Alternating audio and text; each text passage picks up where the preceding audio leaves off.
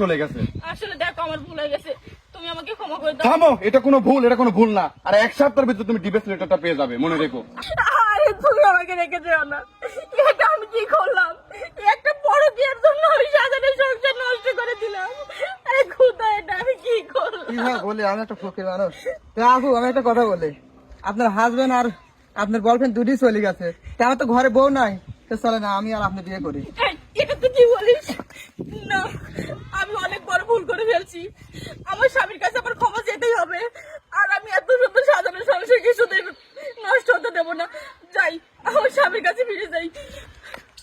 আর একটা কথা, আমি এই পরকীয়ার জন্য এত বড় নিচে নেমে পড়ছি।